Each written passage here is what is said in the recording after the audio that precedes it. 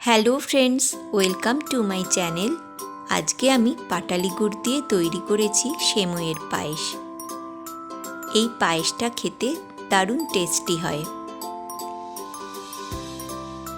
তাহলে রান্নাটা শুরু করি। প্রথমে 1/2 লিটার দুধ বয়েল করে নিলাম। এবার গ্যাস অফ করে দিচ্ছি। এখন কড়াইয়ে দিয়ে দিলাম ঘি গরম হলে গ্যাসের ফ্লেমটা একদম লোতে রেখে দিয়ে দিলাম কয়েকটা কাজু বাদাম। এগুলোকে একটু নেড়ে নেব। এবার দিয়ে দিলাম কিশমিশ। এগুলোকে হালকা ভাজা ভাজা করে নেব। 2 মিনিট মতন হয়ে গেছে। এবার এগুলোকে একটা বাটিতে উঠিয়ে নিচ্ছি। এখন দিয়ে দিলাম 3 চামচ সেমই। গ্যাসের ফ্লেমটা একদম লোতেই রাখা আছে। এবার সেমইগুলোকে হালকা ভাজা ভাজা করে নেব। এই সময় কিন্তু অনবরত নাড়তে হবে। 2-3 মিনিট মতন হয়ে গেছে। এবার বয়েল করা দুধটা এর মধ্যে দিয়ে দিলাম। গ্যাসের ফ্লেমটা এই সময় মিডিয়াম টু লোতে রাখা আছে।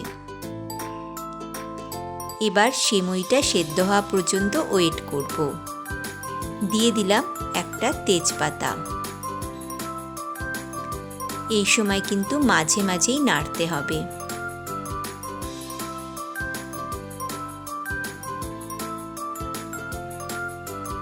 দশ মিনিট মতন হয়ে গেছে। সেমইটা ভালো সেদ্ধ হয়ে গেছে। এবার দিয়ে দিলাম অল্প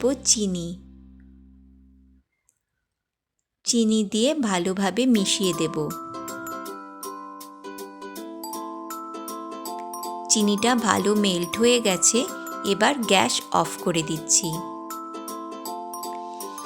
গ্যাস অফ করে দেওয়ার পর দিয়ে দিলাম পাটালি গুড়। মিষ্টিটা আপনারা আপনাদের টেস্ট অনুযায়ী দেবেন। গুড়টা ভালোভাবে দুধের সঙ্গে মিশিয়ে দেব।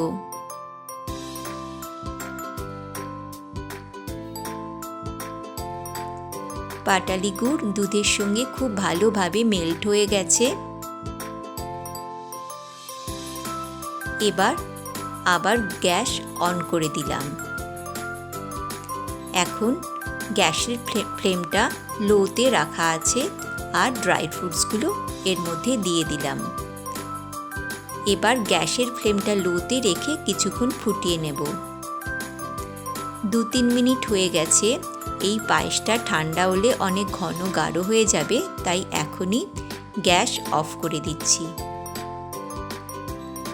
রেডি হয়ে গেছে পাটালি গুড় দিয়ে সেমইয়ের পায়েস। এই পায়েসের রেসিপিটা যদি ভালো লাগে তাহলে অবশ্যই সাবস্ক্রাইব, লাইক আর কমেন্ট করবেন। ধন্যবাদ।